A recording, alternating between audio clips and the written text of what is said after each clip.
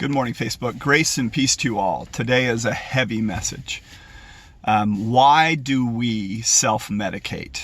Believers, unbelievers, what is the core, what is the root of why we do the things that we do?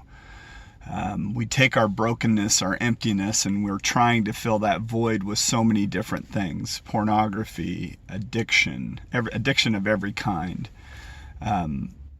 Somehow thinking that man or woman is going to fill that void within us. And we go relationship after relationship trying to fill that emptiness or that void or that brokenness that we've experienced in our life.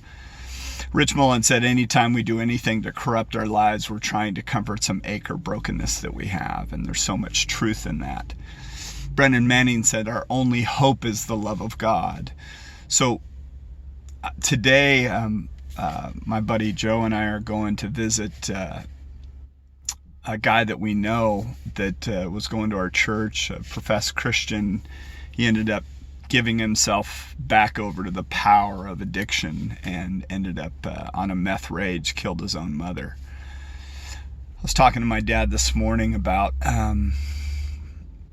Billie Holiday, who was 44 years old when she died of cirrhosis of the liver because of alcohol and drugs. She was molested when she was 16. She had given herself over to prostitution when she was 18. Was one of the most prolific jazz singers in the 30s and 40s, and yet she could never break free. That's why Brendan Manning's post of the idea of our only hope is in the love of God. So why do we self-medicate? We don't trust that God's love and His grace and His mercy is enough for us. So we take matters into our own hands and we go down path after path after path, looking for that fulfillment, looking to numb ourselves from what we've gone through. But it's only when we come back to the source of life and love itself and yield our life to Him that we're made whole and complete in Him. So there's a lack of trust on our part that God is enough.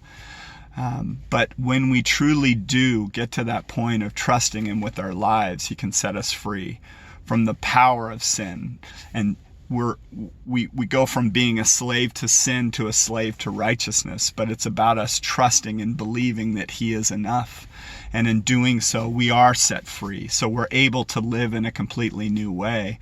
So there's so many people in church that go to church every Sunday, but they're not walking in that freedom because they haven't yielded their life fully to God. And that's at the root. It's not about their behavior. The behavior is the fruit. The root is they're not truly His. They're still living that life centered in self. You can call yourself whatever you want, but the reality of it is, are you His? And in doing so, and being His fully, we're made anew in Him. We're given that new heart. So my obedience in my life comes from my heart because I've been overwhelmed by His grace and His love and His mercy. And I am no longer the same. I'm not obedient out of fear. I'm not obedient out of anything except that I've been overwhelmed by the love, grace, and mercy of God. And that's my hope for all, that they get it, that they understand the beauty of Christ in and through you. Read Romans 5, 6, 7, and 8. It's absolutely beautiful. We were slaves to sin. Now we become slaves to righteousness. Those who are led by the Spirit of God are children of God. So we're given His Spirit. We can be led by that Spirit. But there's also, in 6, it talks about do not let sin reign in your mortal bodies, right? There's a choosing, there's a letting, that we're allowing sin to come back in our lives by our choices. But the reason why we do is we don't trust that He's enough for us. So we take matters into our own hands.